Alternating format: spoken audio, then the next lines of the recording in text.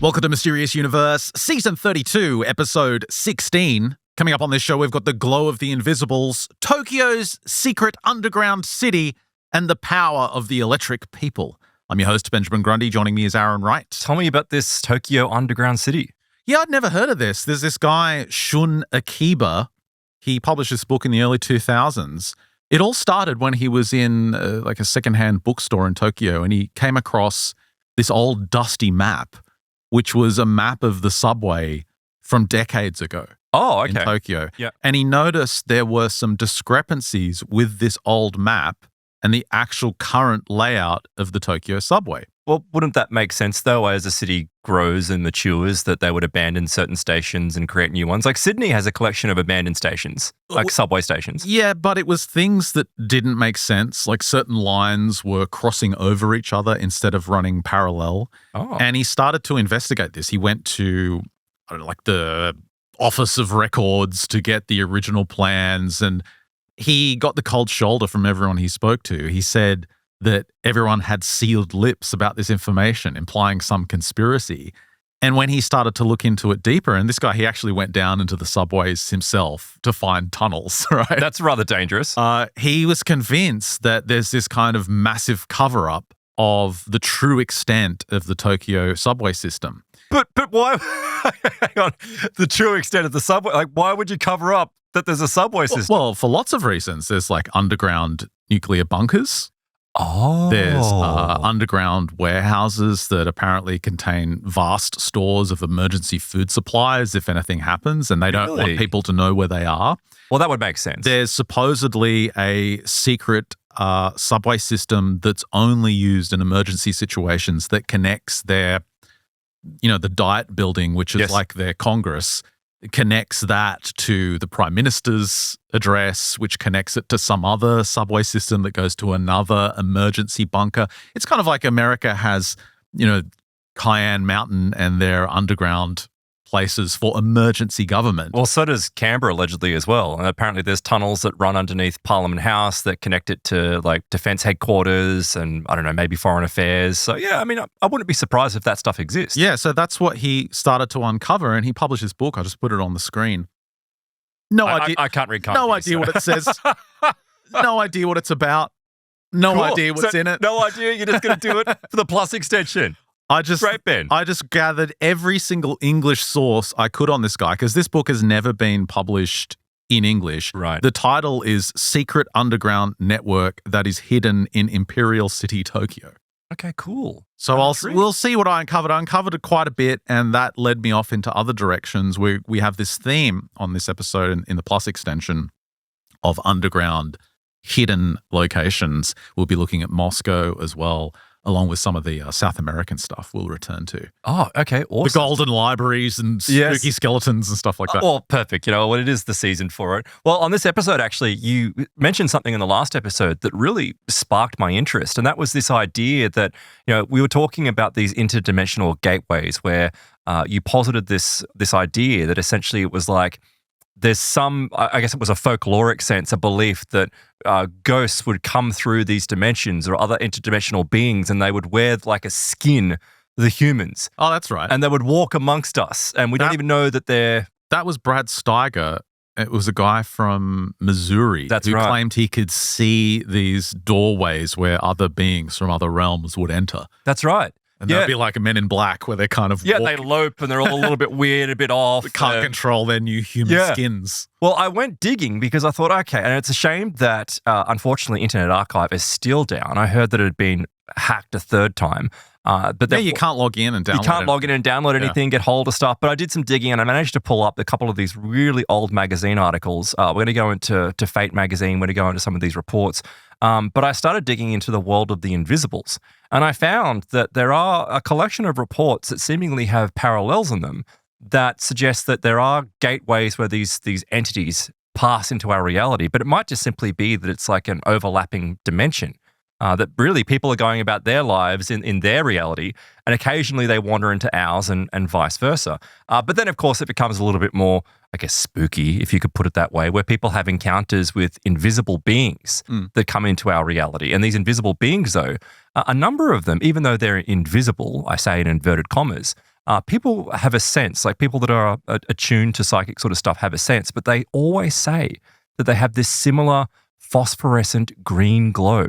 So I'm going to go into some of these reports of people that encounter these sorts of things, and we'll see. Is this a Halloween episode? No, it's growing green invisible monsters and skeletons in plus. It's not like that, but it does have that little bit of a spoopy kind of feel. Do I have to get the cat sound effect out? No, you don't have to do that. Can I though? Okay, fine. You can have the soundboard ready to go. Why not? Include the "Is it real" as well. We need to have that lined up. But look, let's just jump into it. Yeah, that perfect. One. Let's jump into it, and we'll see how we go. What I was thinking about actually, where this all started, it was from an article that was published decades ago now, and it describes these encounters that people have had. Now, I've touched on this in the past from the author Dick Schwarzenberg. He is difficult to track down. Like, I've tried looking for more of his reports, and of course, they seemingly are limited to these old 1950s, 1960s magazines, and there's nothing else. So I don't know if it's a pseudonym for what he's describing. But in saying that, much like many other researchers, paranormal researchers and people who are in this field, he claims that when he publishes articles and publishes stories, a bunch of people come out of the woodwork and say, hey, I just want to tell you about the experience that I had. Something very strange occurred to me. And he says, one of the challenges of people that are in this field is trying to approach some of these stories with scrutiny. Because obviously people could come out with really wild, stories. And the reality is, for the most part, they never have anything to back it up, ever. So you've got to kind of judge the person, which is not a good thing to do, but you have to, so you can work out, what's the truth. But he did note that there were a collection of reports of people encountering what he described as potential time tunnels.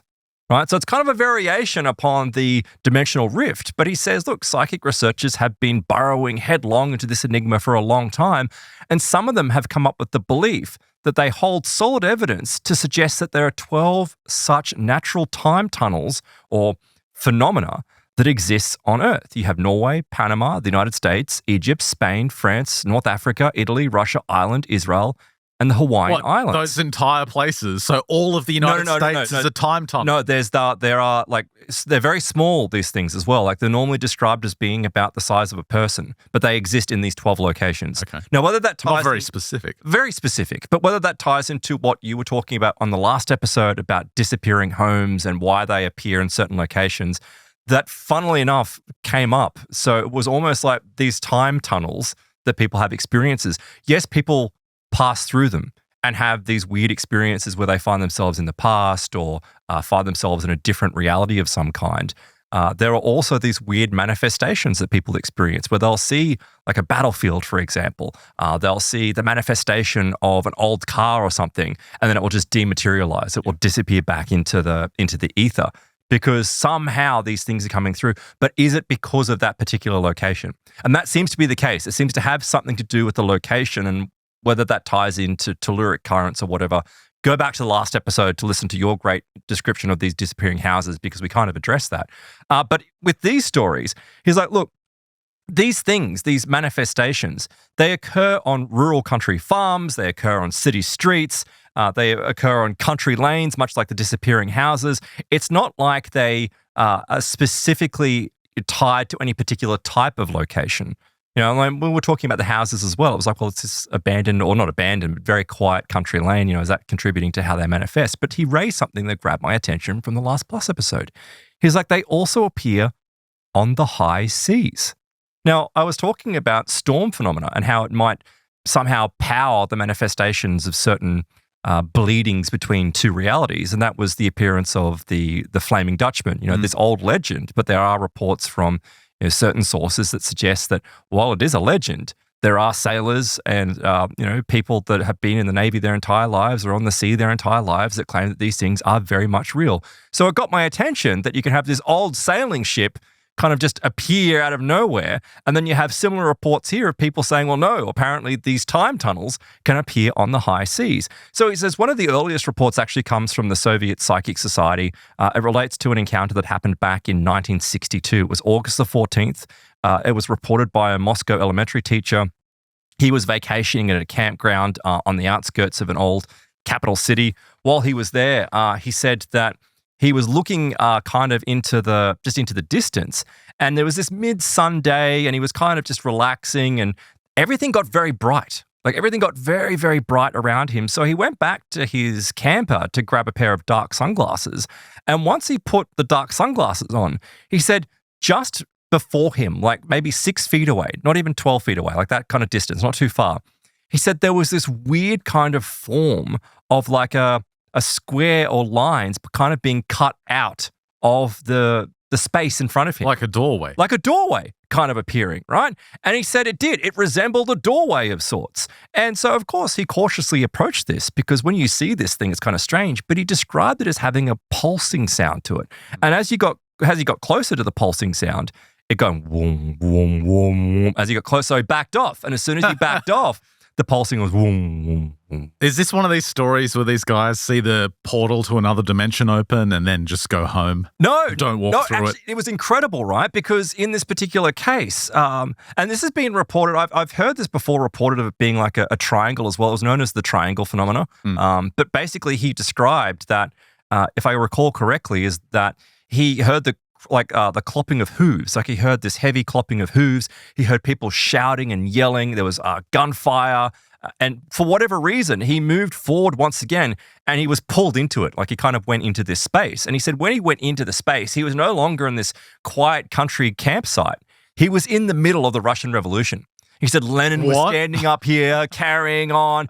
He said there were crowds that had the police kind of marching upon them. He was being pushed into the ground. He's like, it was 1914. For whatever reason, he knew that this was 1914. And I think that he didn't inherently know. It was because of what the speech was and the scene around him. It was like, This was 1914. And he said that like he was being covered in blood. And did he still have his sunglasses on? Because that would have been weird. I don't know, actually. That's a good question. I'm sorry, I said 1914. 1914 is when the capital was renamed. It was 1917 that this was taking place. But he said that he was kind of being pushed back and being hit and being trampled upon by this wild crowd and all the energy that was everything that was around it. When he said he kind of had to run backwards, and when he ran backwards, he said there was this hole. Like this hole was in the middle of the crowd. And so he jumped through it. And when he jumped through it, he's like, bam, back in the campsite. Oh, weird. Like he'd come back onto the campsite. And he looks at his clock or his watch and he finds that 2 hours are missing. This is reminding me of something I got coming up in Plus because I'm going to be talking briefly about the Shepton mine disaster from Pennsylvania in 1963. Last year was the anniversary where 3 miners were basically buried. 2 of them were rescued after 14 days, but you might recall when they were rescued, they had stories of visions that appeared down in the mine. Yeah, so after a few days, this is both of the guys that survived. They both had the same hallucinations where they saw one, I remember, I've got a quote from him later on where he said 2 doorways appeared. There's one on the left and both of them said it looked like it went somewhere very appealing. And there was one on the right which opened up to somewhere else. And they both saw this along with appearances of other weird entities and things, which we'll go into later. And this is where I'm kind of going with this. I'll tell you another couple of stories because these are very standard kind of stories in the sense that even though it's still strange, right? You're going to another time zone. This also seems to coincide, though, with stories of people that see portals open in their bedrooms and then terrible monstrosities come through and attack them and attach to them. It's like the same kind of mechanism which is used. But interestingly enough, and the fact that you also mentioned there that they were down underground in this reduced sense kind of state. People that meditate also occasionally find themselves in these spaces where they'll be meditating and they'll get a funny buzzing feeling. And this buzzing feeling, they can hear it around their ears, much like an alien abduction, coincidentally. And they'll find that like while their eyes are closed, that they'll hear this bzzz kind of noise and some type of like shape will open next to them, but they're meditating. So they're, oh, okay, that's really, really weird, except they're meditating. And when they open their eyes, it's like this portal window that's kind of next to them. Of course, they're the stories where they never go through them. People just flip out and panic. A hairy hand just comes through. Well, that's the thing. In some circumstances, they do. These weird things pass through, and I'll get to that in a moment. But this was truly an incredible report, but an isolated report at this point. But as Schwarzenberg points out, he's like, well, hang on a second. There are other reports of people that report report. There are other reports of people that say that they've experienced something very similar, right? There was a report from southern Montana. There's a site there known as the General George Armstrong Cluster Monument. This area is a site of significant cultural heritage. It relates to a terrible battle that took place there. It was known as Custer's Last Stand, and it was fought between 700 troops of the U.S. 7th Cavalry and, of course, 3,000 warriors of the Great Sioux Nation. And it's funny because in that first report, you have to wonder what is facilitating this. And it's like, well, you've got a revolution going on in all that energy that's going into that space. Why is it that this time tunnel is opening at that particular location? It's like, well, because it's filled with this energy that we don't necessarily understand. Same as with this report. You've got this horrible battle taking place where, hundreds, if not thousands of men are dying in a bloody, gory battle. And somehow campers are being pulled back to this location because you've got the afternoon of October the 14th, 1964. You have Stephen Miller, who was a biologist from Baton Rouge in Louisiana. His wife Della was there, and they had their 3 children, 14, 16, and 18, that were visiting this monument.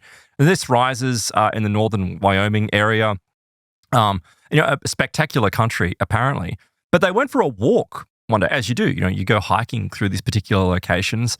And they were crossing into the area where this battle had taken place at this point 103 years before.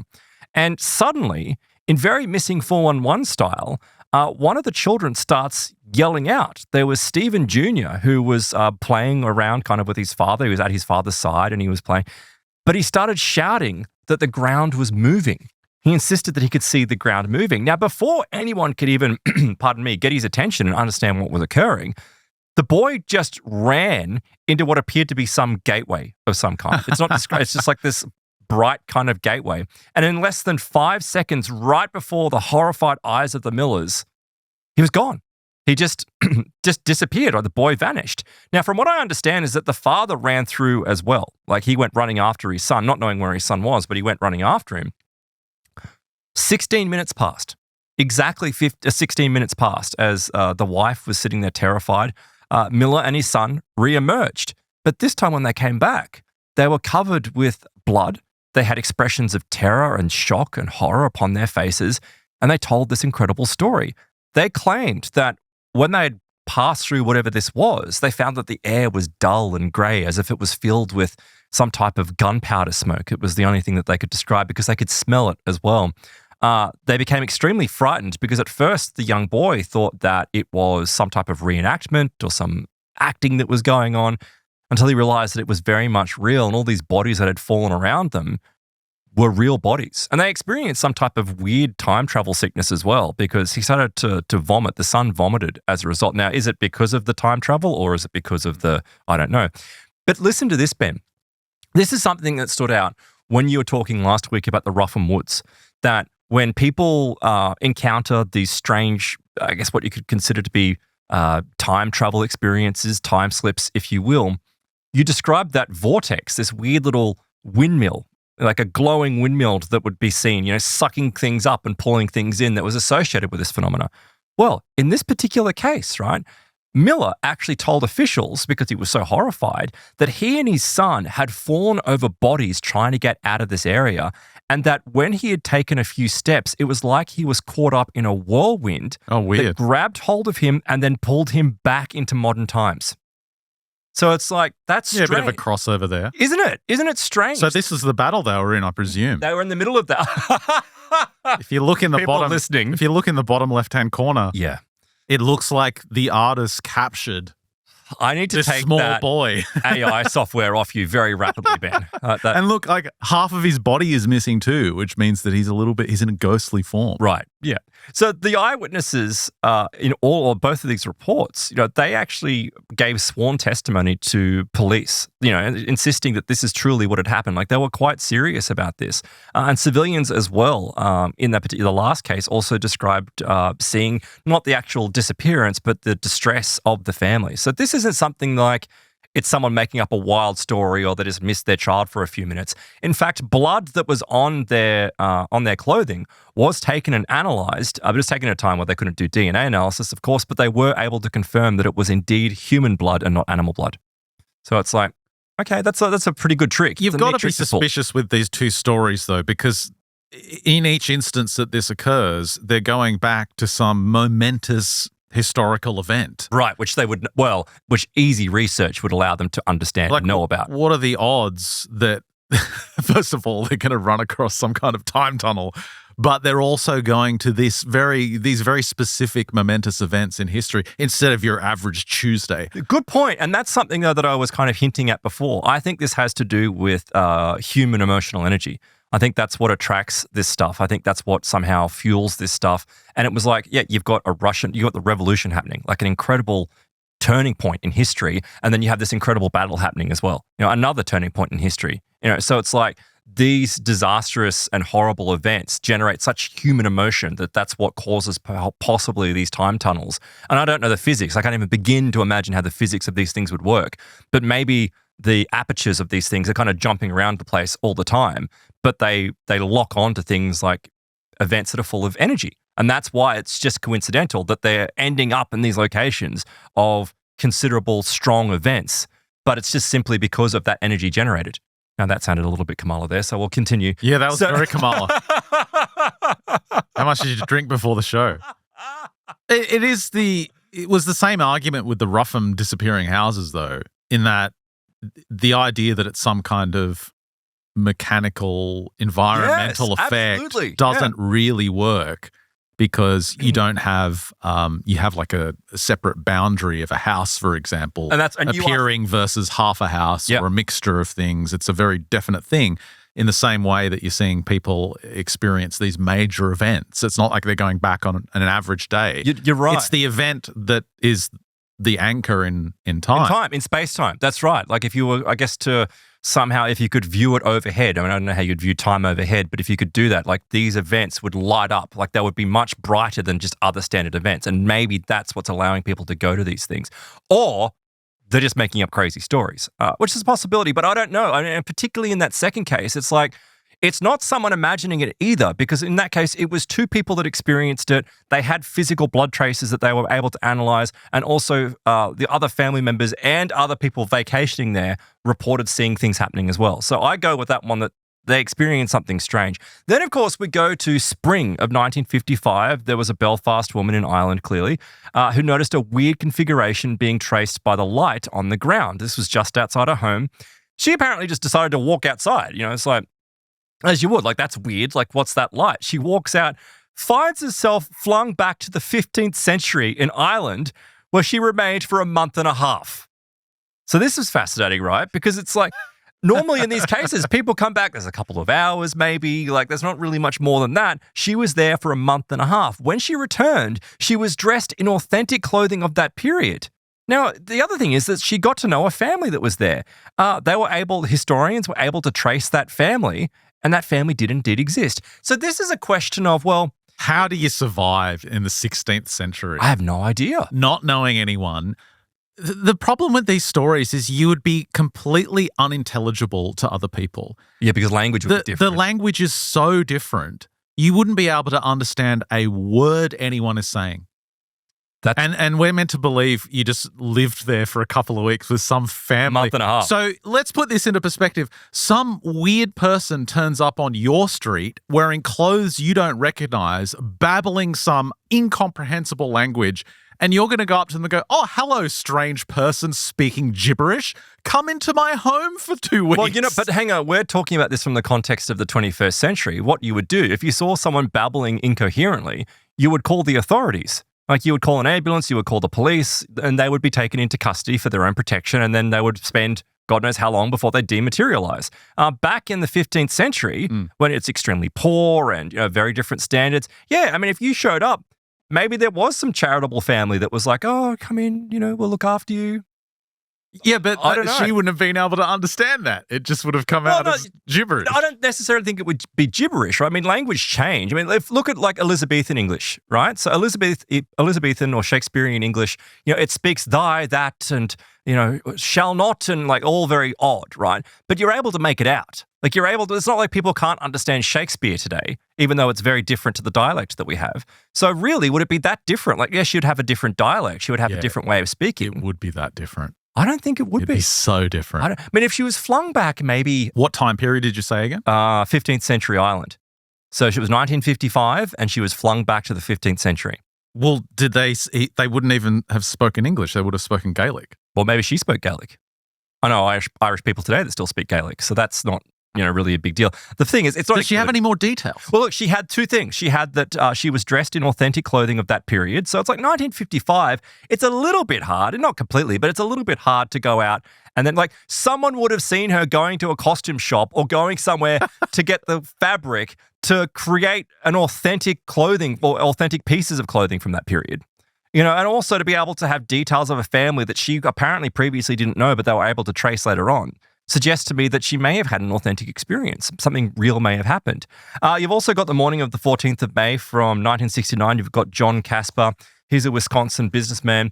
He walked out of his office for a coffee break. He was walking apparently past a restaurant or to a restaurant. More than 28 people saw him just simply vanish as he walked down the street. 28 people reported this. How did 28 people... Who has 28 people looking at them when they're walking down the street? I don't know if it's a busy street, right? And someone just disappears. Apparently, he disappeared through rays into the earth, is the way it was described. Now, on the night of May the 15th, he wandered into his home. His clothes were charred and he was suffering from first and second degree burns on his chest, legs, and upper portion of his torso.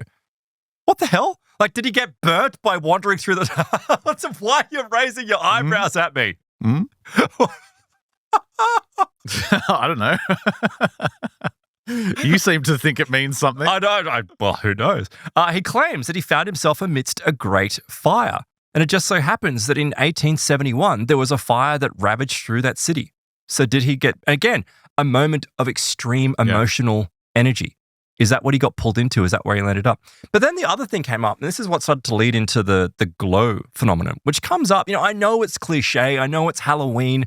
But that old, trope of you waking up to find a ghost in your room and he's glowing, right? It happens in so many more apparently genuine paranormal reports than people realize. So that's why it's a trope. It's because throughout the ages, people have woken up to find a luminous glowing entity inside their house, usually green.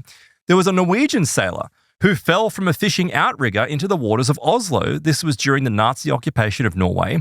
A German motor patrol boat spotted him. Everyone on board watched as he swam into a glowing green sea. And if you don't work out what happened, he disappeared. Right, he disappeared. Apparently, the German Naval Archives revealed that as soon as he reached that weird glowing spot on the water, he simply disappeared. He didn't drown. He was still swimming on the surface. He just dematerialized. He returned to his village a week later to say how he'd been fished out of the water by Vikings who had rescued him from the sea. Yes, the Vikings are known to be very generous and good Samaritans. Are you saying that they would have drowned him, or I don't know? I mean, this is funny because I remember. I'm saying he probably would have become a slave. I know, well, but then who knows exactly what happened to him? Wait, so he was rescued by Vikings, but how did he return to his time? So this is that weird whiplash thing of like time knows when people are out of the time frame that they're supposed to be in, and it's like it pulls them back. Whether it's this, what I described before, this weird whirlwind that seemingly sucks things up, or if whatever the mechanism is, I can't even begin to imagine. But it seems like this would make sense, right?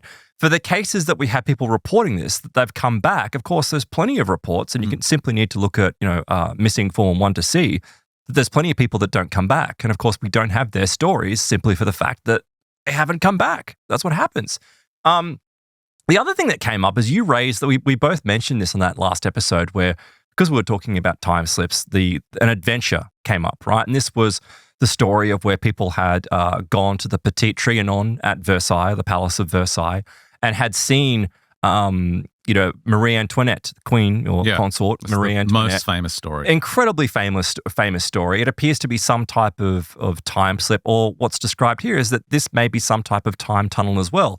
It was originally first reported by Charlotte Mobley and Eleanor Jourdain in 1901 when they were in the gardens near the Petit Trianon, where they saw Marie Antoinette, who used to sit and paint there for hours and hours and hours.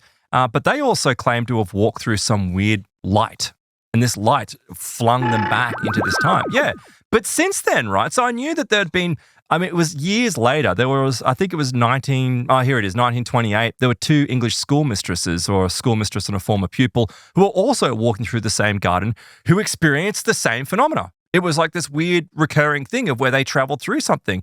They felt like it wasn't this stone tape thing of a ghostly experience. It was more that they themselves had been propelled into some location. But it just so happens, as was reported here, that this wasn't the end of it. There's been reports that occurred in 1937, 1938, 1949, and 1955. The same location. In the exact same locations with reliable citizen witnesses speaking of walking through the gardens and encountering some type of weird, archaically dressed figure after experiencing some strange light phenomena.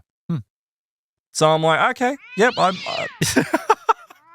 it's not Halloween yet. Yeah, it is. It's close enough. Close enough. Okay. So this got me digging a little bit deeper, right? Because I'm like, what's happening to people? You know, is this actually, are they being sent to certain locations, or are they somehow astrally traveling? You know, is that what is occurring to these people? And maybe they're sitting there paralyzed for a moment and they're finding themselves flung back.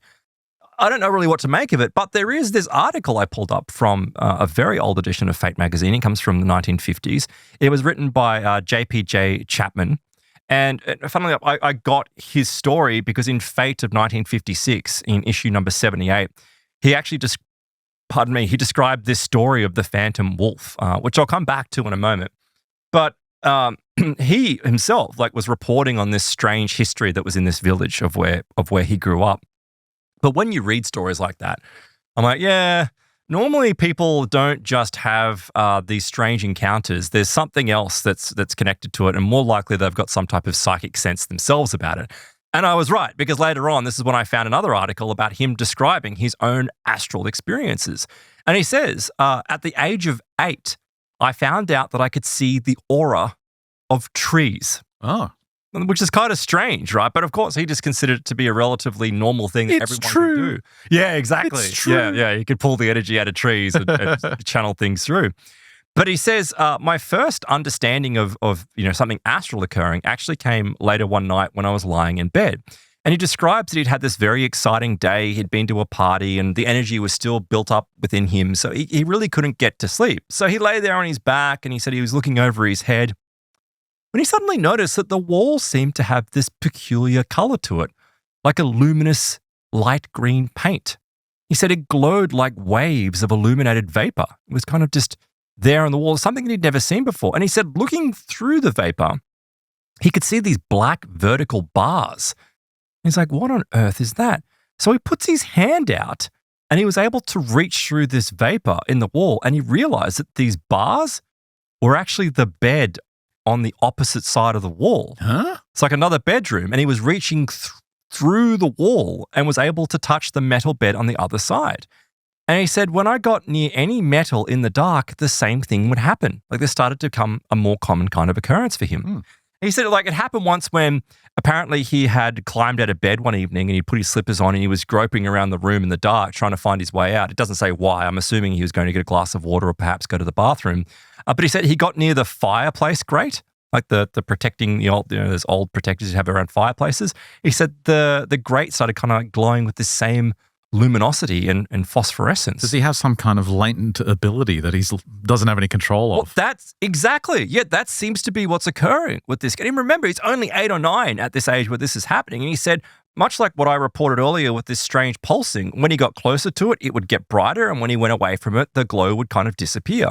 And he says, naturally, I was thrilled. And he said, the only person who I could confide in with this was my mother's old nurse, right? So he starts telling the nurse. And of course, the nurse didn't laugh at him. She just very seriously kind of looked at him and said, oh, you have the sight. Like it was just this accepted thing. But what the sight is, how does an 8 or 9-year-old understand what this is? They have no concept of what astral travel is or what purpose it serves. But he noticed that as his gift or his ability seemed to develop for him, he said it was almost like he could look into a dark room, and he said all of a sudden this light would appear, and it was like the opening of a camera lens. And he said the camera lens would open and he would be able to see through to landscapes. Like he could see these other realms, these other spaces. And I'm beginning to think that Chapman is more like possibly one of these people that In those previous reports, people are having just random encounters that are connected to energy-heavy kind of reports. Whereas with him, he may be a person who naturally has an ability just to be able to see these other realities, it doesn't depend on the location. It's just him and his personality. But he said the next phase came about in the form of floating and dual consciousness, where it kind of stepped up to the next level. And he said, I couldn't do these things at will, and the conditions had to be right. And he highlights, which is funny because, where do you have a lot of paranormal activity taking place? It's usually in the woods. There's something about it where, there's something dark in the woods. And I've always thought, well, that's more likely because of the human imagination, that it's like you see this dark, foreboding place or, a wood and you go, oh, there could be something scary in there. But no, for him, he was like, no, the woods had this kind of appeal to him where he could go and relax. And he said, I came to the woods one dusk and he was lying on the ground. And he found himself kind of being flung out of his body. But the way that this occurred was that he was lying on his back. It was an August dusk afternoon, so it was still bright. And as he's laying there, he began thinking about, this is cool lying here, but I'd really like to be riding my bike. And he says, immediately, I found myself on my machine cycling along the turnpike 5 miles away. And he reports that he was confused. He's like, I can't make out how I came to be there. It's like I was instantaneously transported until he realized that there was this dual consciousness going on. While he was still riding his bike, he was also lying on the ground in the woods.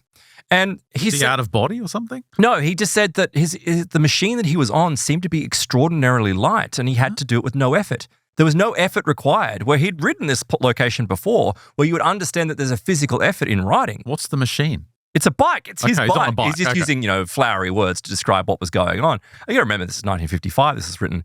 But he writes that around a bend, I saw one of the gardeners coming along, and it was my friend Fred. So he yells out, "Hello, Fred!" But Fred gives him no answer. But he passes this guy, and the guy does spin around and look at him, and they wave to each other. There's an acknowledgement, and he says, then all of a sudden the thought struck me. This is wrong. And as soon as he thought that, it's like, bam! He's back lying in the woods.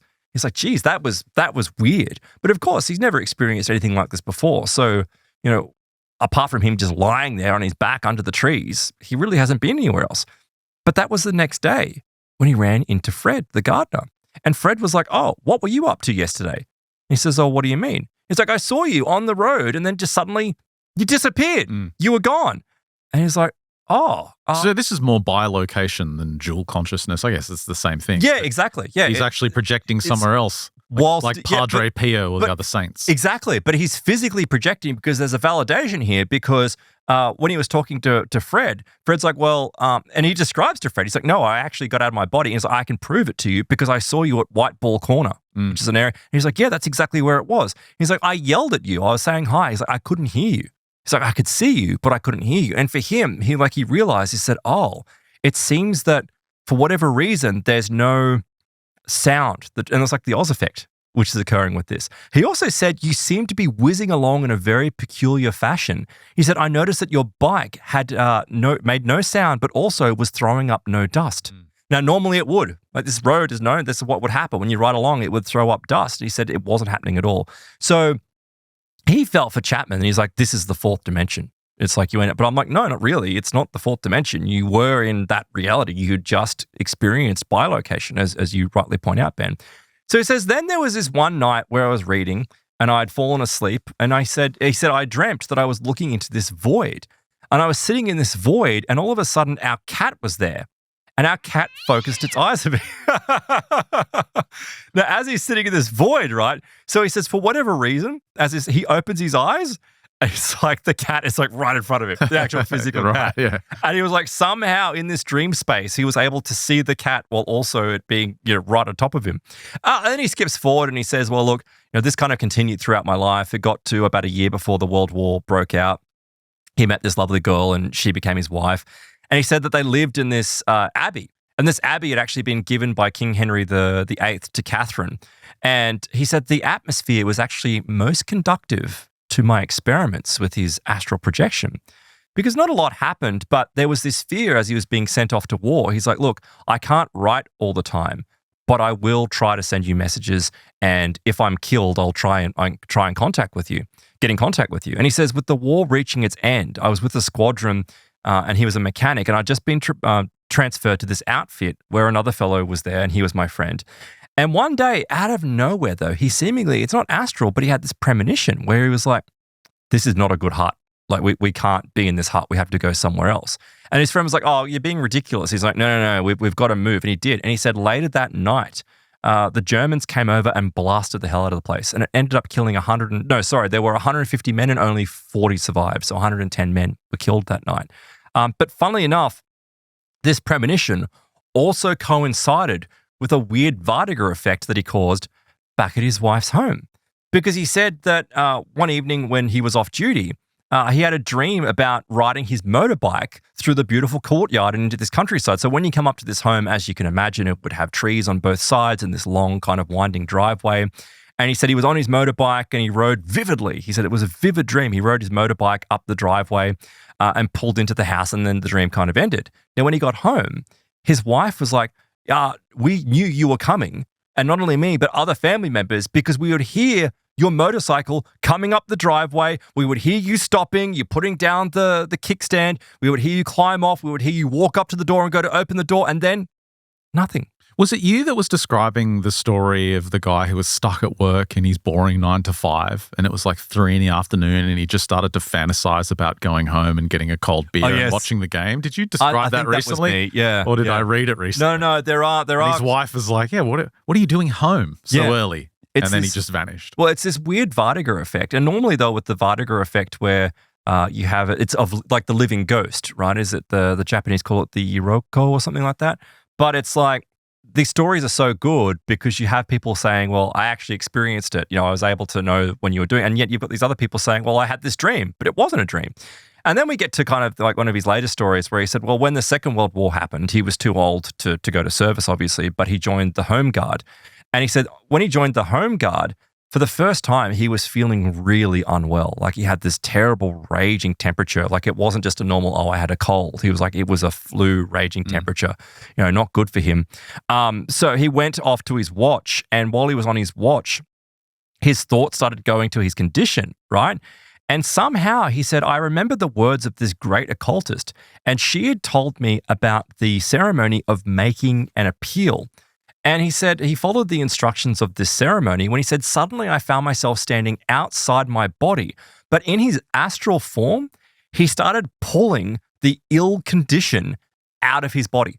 It was like he was drawing the energy out that was caused. And he said what he did, he dissolved it.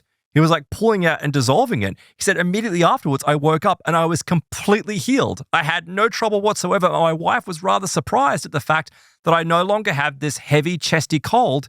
It was completely gone. That's cool. Isn't I love those stories. Yeah, like this weird healing. And he says, look, he points out as well that, look, when I've passed into these realms as well, things seem to have this peculiar glowing green phosphorescent vapor. And he says you can pass through solid matter when you see these things. He also later on describes something that he didn't tell people for a long time, which makes me go, look, he's had a lot of weird experiences, but maybe he was jumping on the trend at the time. But he claims that the most tragic thing he ever experienced was that of this particular evening when he couldn't get to sleep, like one of his earlier experiences. And he said the opposite wall, which was roughly, feet away, he said he noticed that it started changing. And he said the dimness changed to this phosphorescent greenish blue light. And he said, I looked down and found myself surrounded by waves. And he said it was so vivid that there was water like rushing up to the side of the bed and splashing the bed. It was like his bed was kind of sitting on this sea. And he said there was this ship and it was evidently in distress and he could see it. He said, I could see the whole scene and I watched it until the great ship's final plunge. Well, this particular evening, you know where this is going. He said the walls of his room closed in again and he found himself back in his room in a cold sweat. The following morning, he found on the 15th of April that the Titanic had sunk. So it's like, and this was reported, and this is what's really important. He says, I told my father in the night, I told my housekeeper, because when he went up to go and tell his father about this weird experience, he ran into the housekeeper who was still awake. He woke up the housekeeper because he wanted a pen and paper. And he wrote it down, and he was able to describe this the very next morning. So he said, the following morning we knew that my astral vision had indeed been correct in every harrowing detail. Like a truly incredible experience that these people have. Wait a sec, wait. Wait. Thank you. Probably not the one I would have used. I would have used the other one, but that's okay. I get that. That's fine. So let's go back to Chapman. Let's look at some of his other experiences. And this comes from a Fate magazine that was published in 1956. It's issue number 9. He says, look, in the West Country of England, and as we know this, right, it's host to a wide range of superstition, witchcraft, magic, and strange happenings of all kinds, like all kinds. And he says there's the village of Parenham. And in this particular village, there's this old story of the phantom wolf, right? And this phantom wolf is said on certain nights to prowl about the village. It would howl. It would be seen loping in the moonlight along the Green Walk. And this Green Walk was a walkway which led from his home, Chapman's home, to the gardener's cottage on the edge of the wood of all places. And funnily enough, this ties in with an old story that we know quite well. We know these stories from, we've spoken about it with the hyena shapeshifters, like the witchcraft that's practiced there. We've heard this from like the were-tiger reports and similar sorts of stories, shamanistic stories of shapeshifting, where he says, look, I'd heard about this story as a child about this weird phantom wolf, but none of that really kind of stood out until many years later. He ran into one of the older men of the village, a very jovial fellow by the name of Tap. And he said, Tap told him this story. He was like, look, I've seen the wolf, or at least I've very much, encountered stories about the wolf. And there was this one particular day where someone had shot the wolf. Actually, he said it was his father. His father had shot the wolf. The wolf ran off and disappeared. But the very next day, there was this old crone that lived in a house, a very small house at the end of the village called Amy Prose. She was a witch. She's got a limp. She had a village. She had a village. She had a limp.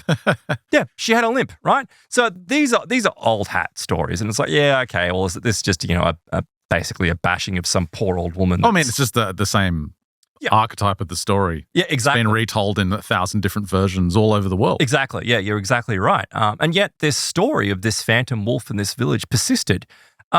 But he points out that it's like she was also known as being a wise woman, and people would go and see this wise woman. In fact, Tap said that he had had this problem with warts. So, of course, where do you go? It's like you go and see this wise woman, and she produced some type of orange-colored juice from a herb that apparently got rid of them. And, it's like she was very much this superstitious kind of figure in this village.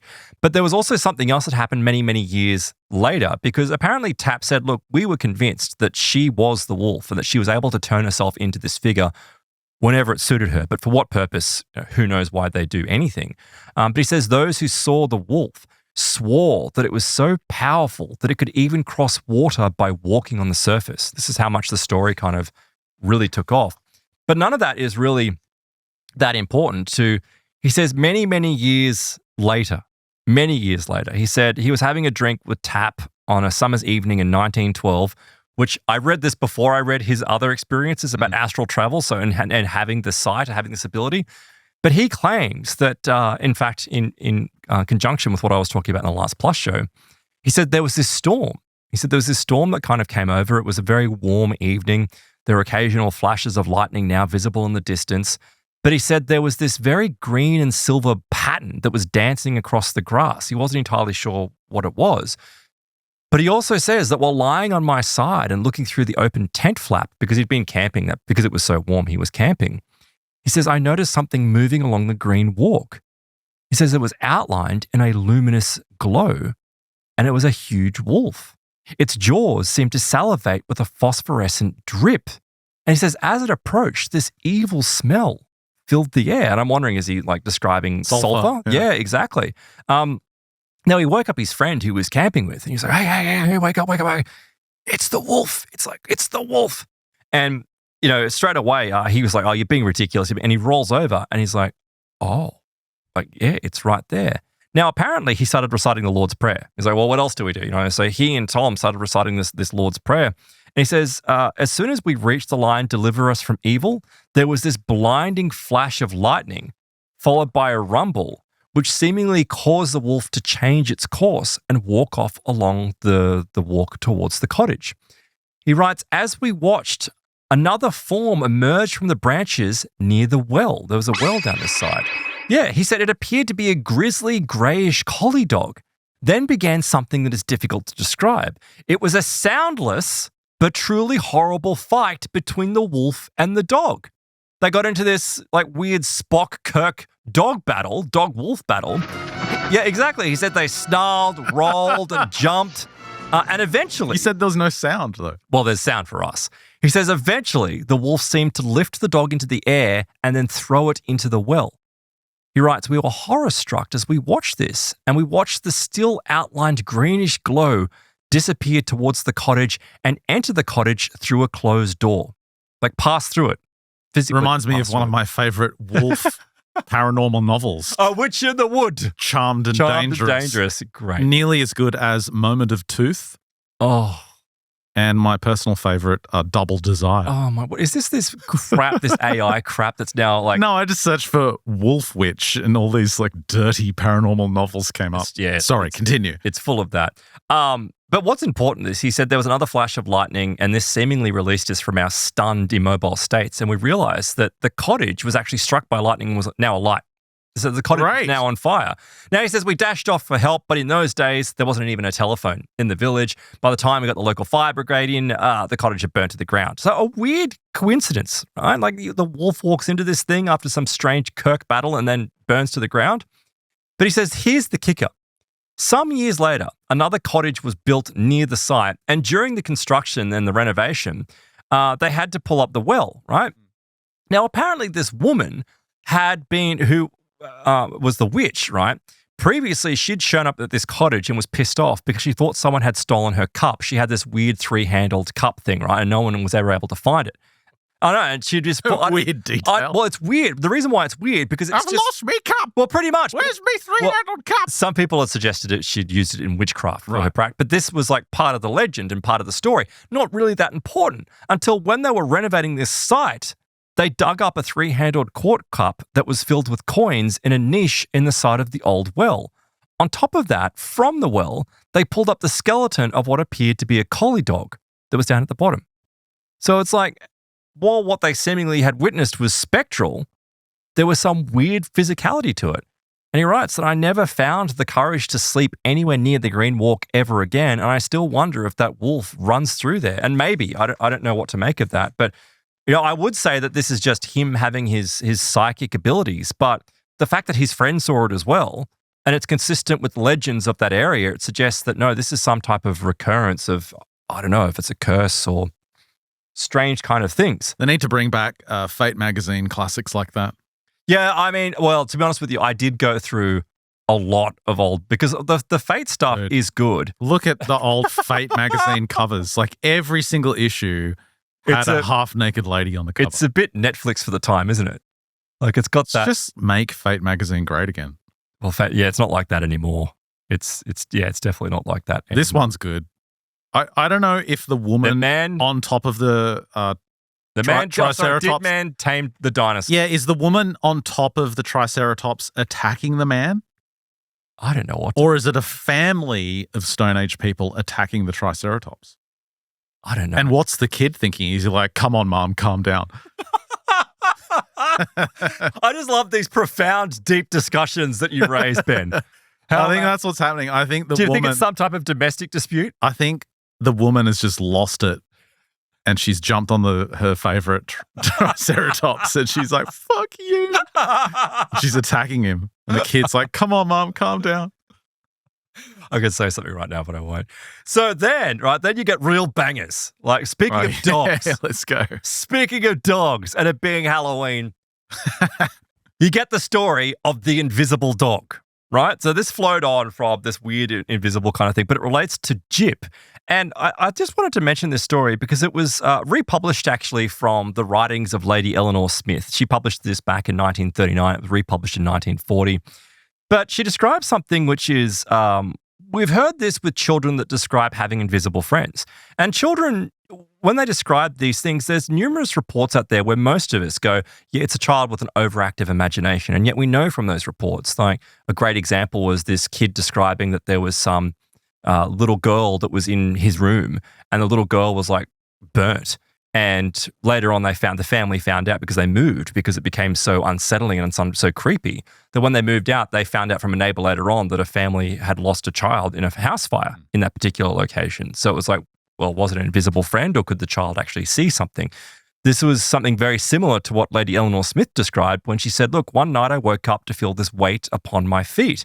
It was at the end of the bed, and I put on the light, and I saw this dog lying on the end of my bed. It wasn't invisible. It wasn't spectral. It was this dog. It was a scrubby white terrier with sandy patches. It just stared at me, and I stared back. I felt no curiosity for whatever reason as to its presence, which is interesting because that's also what you hear with some people that have these experiences. You kind of wake up and you're like, yeah.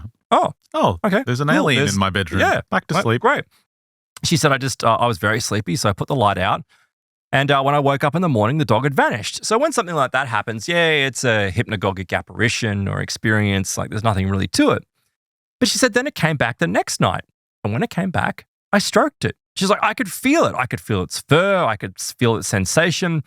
And she said it came back the following night after that to the point where she called it Jip.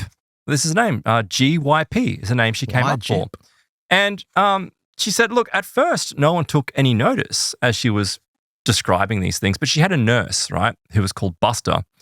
And this nurse was kind of just saying, oh, it's just one of your childhood fancies. It's one of these things.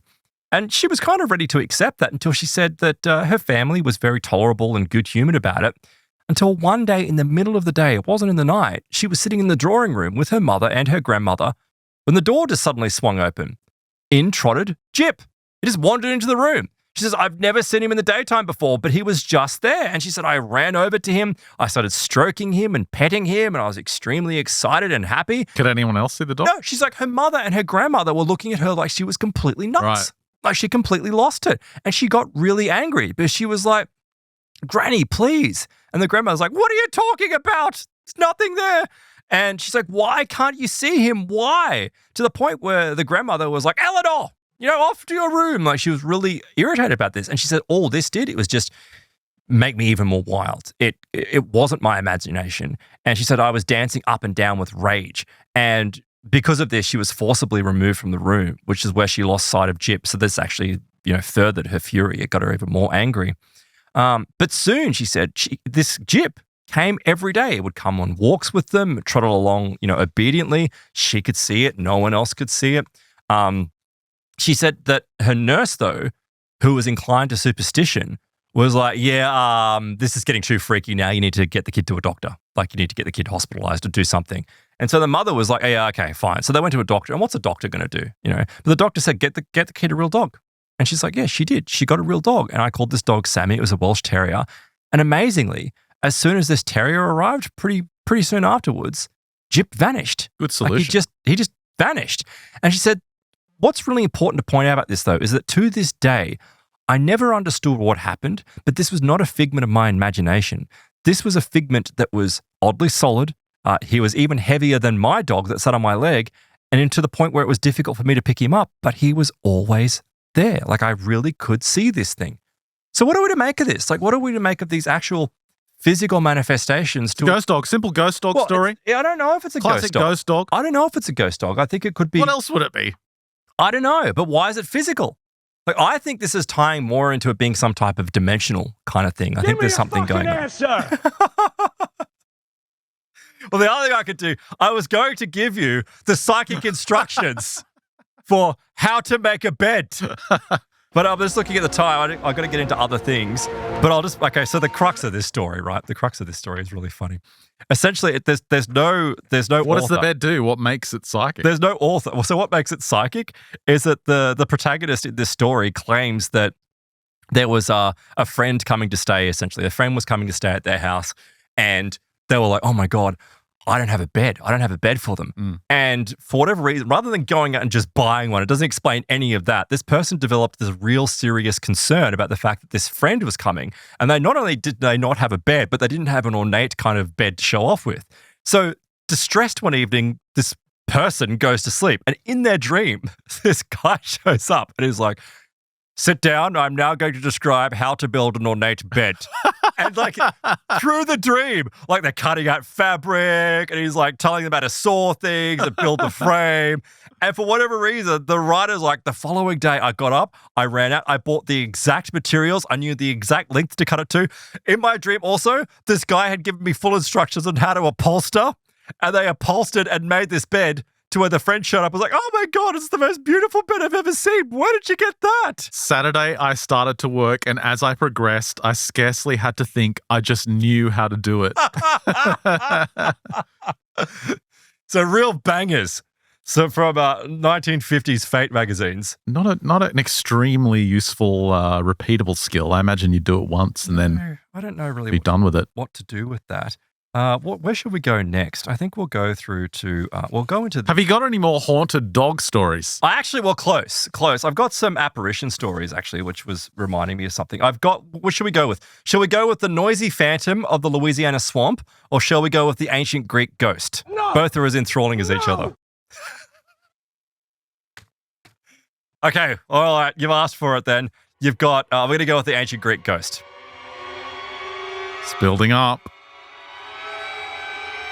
You got to tell the story. Oh, I was waiting for it to end. There's no end to it. Look, I can hear the crescendo building. I can hear it getting louder.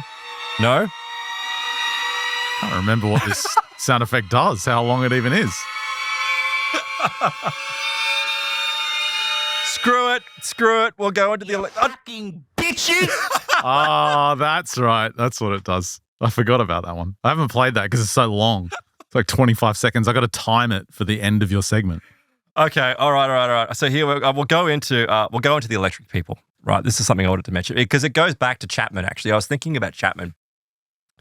I think that it's not entirely something which is psychical. I think there is some type of physicality to it, some type of impulse that occurs, right? And this actually tied in. As I was thinking about this, I'm like, this reminds me of the stories of the electric people, right? And Marcus Loth was actually working on a little research packet for me. Do you mean sliders? People that affect electricity and... Sliders, yeah. Because as much as street lights and microwaves and their watches stop working and all that sort of stuff? Exactly, that's the kind of thing. So sliders really picked up attention from the works of Hilary Evans. So Hilary Evans, who sadly has passed now, but he did a lot of research into sliders.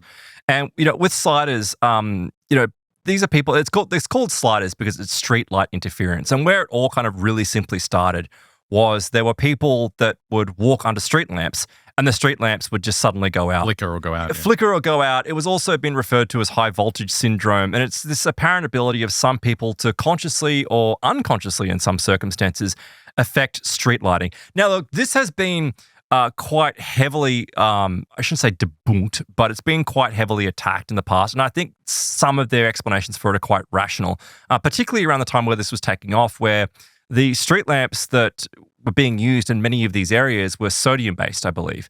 And with sodium or sodium mercury or something, maybe not that, but basically what would happen is street lamps would overheat, they would shut down for a certain period of time and then turn back on. This is just a natural effect of the street lamp. And so somehow there was an effect going on here, a psychological effect, nothing supernatural, of where people were kind of having this form of pattern recognition where enough people would walk under enough street lamps that would drop out that they would start to believe that they were influencing that light. But then you've got the other side of the coin where it's like, no, these people seemingly not only affect street lamps. It was everything else. It's everything else. They have this long history of causing their wristwatches to count backwards or to stop or to be drained, or as you pointed out, their microwaves would not function, or people couldn't have computers, or severe electrical disturbances were going on inside their homes. And Marcus writes that several people have suggested, people that are in scientific positions, suggest that there is some type of connection to electrical impulses of the human mind or the human brain, obviously, and that our thoughts and actions, that even if they're subconscious, they can somehow radiate from outside the body. Sorry, I just went to the site, the top review for this Sliders book. It's a woman going, finally someone, I can show this to my arrogant doctor. And if you read through it, she says that when she gets in her car, all the windows start going and all the lights and blinkers start going on and off. Funnily enough, as I was reading through some of these cases, which I'll get into, I know I'm running a bit long, but we'll get into them. It was describing what I felt like in some circumstances, and I think this might be happening to some people. It's a kind of electrical gang stalking, right? You reckon? Yeah, it's like that. And I don't mean it in the sense of there's some... That means they're delusional. That's what I'm saying. Yeah, there's not some dark, nefarious group that's causing your washing machine to turn on in the middle of the night. It's these people have enough bad, it's a coincidental experiences with electronic things that they then believe that they're actually being targeted by some errant force, which is causing this to take place. But he also writes that, look, you've got people like the Pear Lab, like the Princeton Engineering Anomalies Research Group, which also has been since shut down. But they did studies into how a person's subconscious might affect electrical devices. And they found that some subjects demonstrated a remarkable ability to influence random generations of numbers in computers.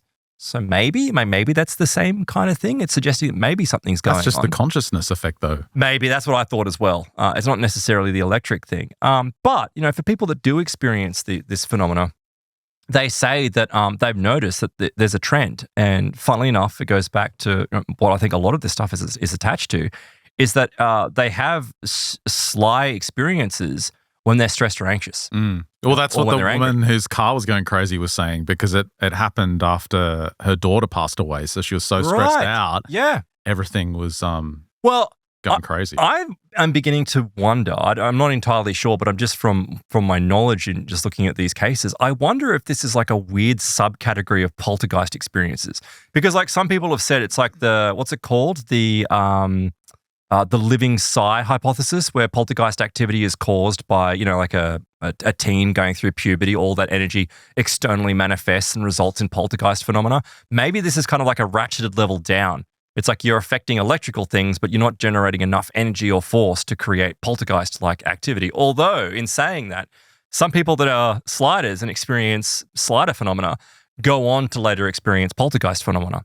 And consistent with things like puddles of water sort of appearing inside their homes, which is, a classic poltergeist kind of stuff. So there's this story of Bradley. So he regularly experiences these strange events. He said that they often occurred when he was feeling down or depressed. He didn't understand this until later in life. But he said that he can remember back as far as being 9 years old, where he would just, and this is fascinating, when he was down, right, this is the next level of sly phenomenon, because when he was depressed or sad, the street lights wouldn't turn off. They'd actually change to a shade of blue as he passed underneath them.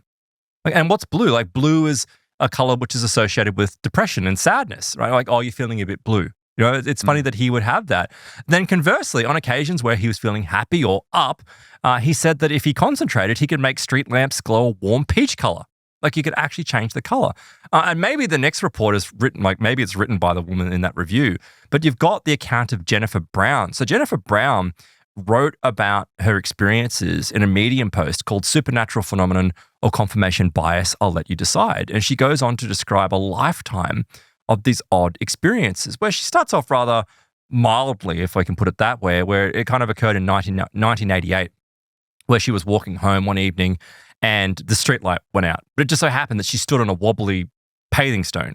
And she thought, oh, well, maybe obviously the paving slab is affecting the light. Like she must be standing on the light. It's on the cable or something. Yeah, it's on the cable, right? But then she said she did it the next night, and she said that the street lamp still went off when she walked under it, but the paving stone had been repaired. So that couldn't be what was going on. So she starts looking around, and this is where the gang stalking comes in, right? Because she looks over and she says she sees a camera. And she's like, oh, there's a camera. The security guards must be turning the light on and off to mess with me. Like that's immediately what she goes to. She didn't go to psi phenomena. Gee, that's a bit of a stretch. Of course it is. Yeah, of course it's like the old, I'm the center of my own TV show. I'm the main star. Well, that's why I was thinking like this kind of has this hallmark. And of course, people have their own neurotices and eccentricities. So, maybe that's just a personality trait of hers. What do they call it? Like main character syndrome? Yeah. Well, it's like a social media phenomenon now. Yeah. But she said that with these security cameras, right, for whatever reason, she'd it happen a few times, and then she kind of put it in the back of her mind and moved on. But around a year later, another strange event occurred where she'd moved to Germany as part of her studies. She was out with her friends, and she was a little bit sad, though, because she missed her old friends and she missed her home and her boyfriend. And, lights started turning off. And then she started, roaming the streets, just to get some fresh air by herself. And she was sad. And she said that lights once again would start turning off. She would walk past a small tower building, and she said the street lamps would go off above her. Again, she sees security cameras mounted, and she's like, okay. But it's weird because why on earth would you have, are security guards that bored that in Scotland they're doing this, they've got somehow control over the street lamps, and then a year later you move to Germany and the same thing's happening? They're controlling it with the mind lasers next. It's funny you should say that.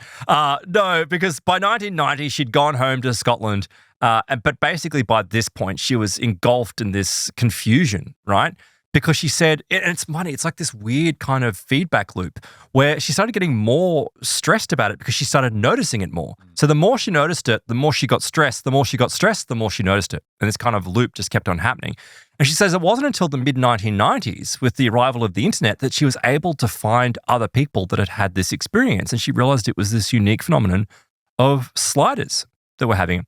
So she said she realized that, yeah, some people have suggested that they emit some type of subconscious electrical impulse that can affect what's going on. And whether this is a coincidence or not, Jennifer said that these incidents, kind of once she acknowledged it, became less and less. But they didn't stop entirely, because several years later, she moved to a new town, found herself making new friends. One night she's out with these friends. All of a sudden, it was almost like she had conscious control over it, where she was able to just actually turn the street light off. It's like the phenomenon kind of improves. Like she yells out, "I bet you I can switch that off." And as soon as she passed underneath it, it did indeed turn off. Her friends were quite impressed by this ability. And I wonder, is like, well, was she doing that? Or is it just because it was like these old street lamps? Maybe she could detect when a certain street lamp was going to turn off, like maybe very subtle cues because of that heating of it or something. I don't know. But it ties in with other reports, because then you've got Debbie Wolf. A more recent report, this is from 2012. This was published in The Standard, and it related to a little town in Brighton in the south of England. And she claims that not only can she turn off street lamps, her problem was that her digital clocks in her home would go haywire. She's 38 years old. She has no ability to control this, but whenever she was stressed or stewing over something, she would come home to find that her fridge had defrosted. Because and she had no control over it, right? She said she would blow out a series of street lamps, like she'd go on a motorbike, and rather than just turn them on, she would blow them. Like, yeah, it just sounds like the most annoying ability. Oh, it is. Because it's immensely frustrating. You can't have anything electronic around. It's always going to malfunction, and you have to buy a new one. Well, that's right. There was, where was it? Was it the story of Tybalt? No, sorry, I don't actually have the name. There was one witness who claims that they themselves had a series of encounters with this strange phenomena, this odd effect on electronic equipment. But then their sister passed away, and they were cleaning out the sister's home when he found a box of 30 battery-operated watches that had all been destroyed, like electrically destroyed. And he realized that it was a result of this electrical phenomenon. But then you've got Tybalt, apparently, who claims that he said that his entire mother's side of the family had these strange electrical problems. But apparently it's so common that the jeweler, like the town jeweler, knew about it and told these people that had these effects to glue a copper coin to the underside of their watch, and it would stop the effect, and it did so. So it's like, it must be that common. How does that work? Because it's like it's like a recognition of things going on. So I mean, does the copper somehow dissipate their energy field or something? Yeah, it's weird. Yeah, a copper penny, glue a copper penny behind the watch and it will solve the problem. Then you have James, who said he knew that there was always something different about him because television sets would malfunction when he was in the room for no apparent reason. Lights would go out altogether. But he also noticed that he would experience extreme emotion. And when he did, this is when weird things would take place. It was only when he was in a bad or negative mood, when almost in like a radius, these things would go out around him. Then you got Blondie as well, who claims that she was in a lot of pain one day. So physical pain. I don't know what from, but there was some pain that she was in. I don't know why you're laughing at that. Was that the wrong choice with the soundboard, or we should just leave that one? Just trying to spice up your segment about lights turning on. Wow. But she claims that she was in a mall, like a shopping mall, and she walked past this little hobby shop, and she saw a guy working on a model airplane. And she said she was in such a significant amount of pain at the time that for whatever reason, she was able to focus that pain onto the plane. The plane engine suddenly turned on and the plane took off. Okay, now we're talking. So it's like she can zap planes out of the sky. Right? She can move that. You've also got Kaleda. Kaleda experienced this weird effect of releasing energy. She said that she could actually control and ground the energy. So maybe that was happening in the case of pain before, but she would actually have to dispel it. She said she'd have to take a deep breath, control it, dispel it. But then there's other things that tie in more with the supernatural kind of effects. So you've got Josh, and Josh had these experiences of mobile phones that couldn't last, longer than a few months before they just completely stopped working. Batteries would obviously die out. He said that like phones would come back on and start randomly sending messages. It's kind of like getting to the next level of interference. But then like it came from something, right? It came from some type of event, and it's not described which, but you've got Camilla who knows exactly where it came from. Camilla said that when she was 11 years old, she was electrocuted by a 220-volt shock. Whoa. It threw her 10 feet across the room, and she said pretty soon after this, she started experiencing the electrical anomalies. She said she would start breaking watches, which she could no longer wear. She couldn't walk into banks because computers would stop working and retail stores. Apparently, she went into Walmart, which caused a complete blackout, and she had to leave. But it's seemingly that she could focus it on this event of being electrocuted. It would be awesome when you're in public with those annoying people that talk on the phone really loudly. People that have their personal speakers. Yep. Just Bluetooth turn them speakers, off. just turn them off. Great. Well, then a similar experience was reported by Chad. This name was given. Apparently, he was involved in a terrible car accident when he was only 7 years old. Nothing happened immediately, but the following year, he was able to control street lamps simply by walking past them.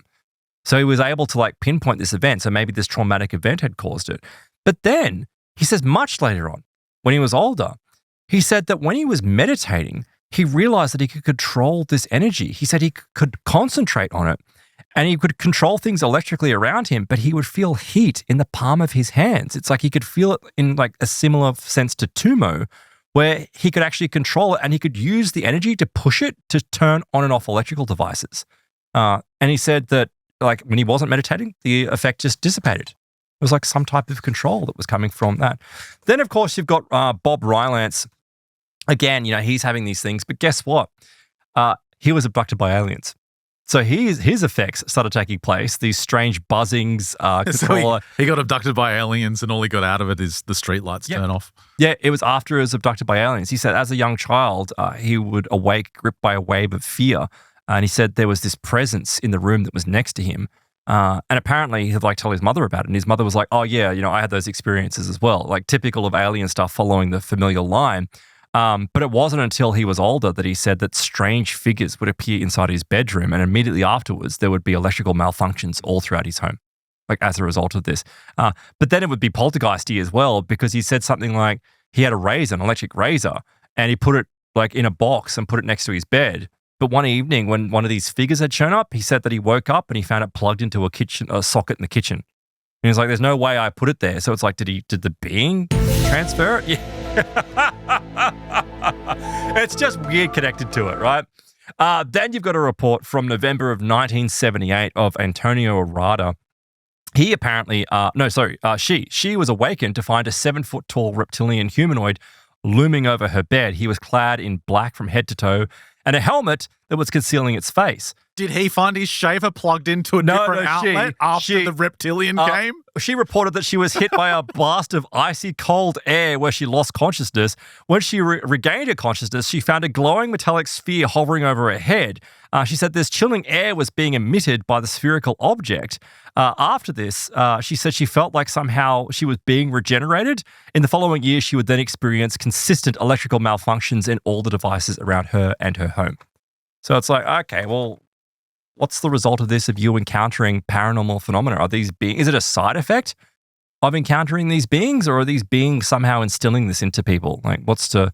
What are we to make of it? What are we running at? Oh, I've got a little bit. Maybe we can. No, we don't. No? Okay. All right. Fine. All right.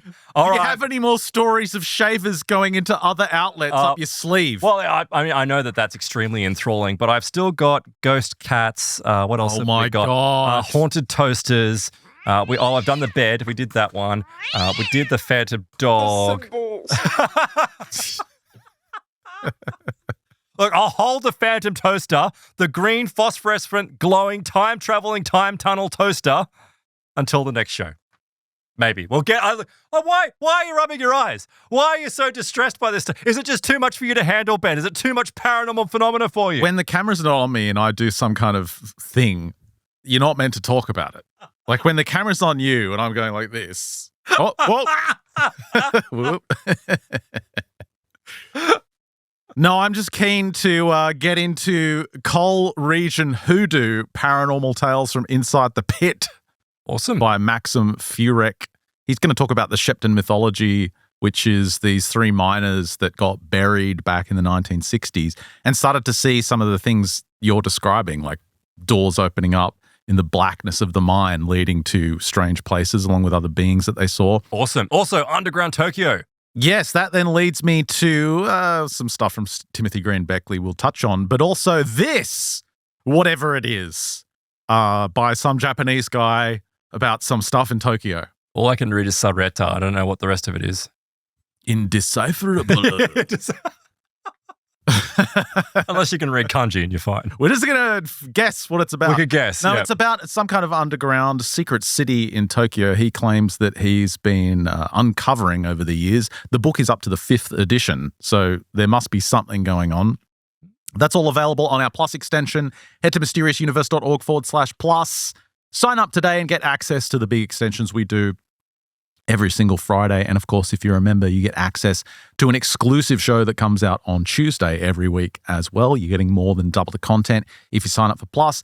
We've also been doing this show for way too long. There's like 17, 18 years of a back catalogue there for you. If you sign up for the MU Max tier, you can get access to that massive, massive back catalogue going back a very long time. Lots of content there to go through. And of course, all our video is on our website as well for you to watch and listen to.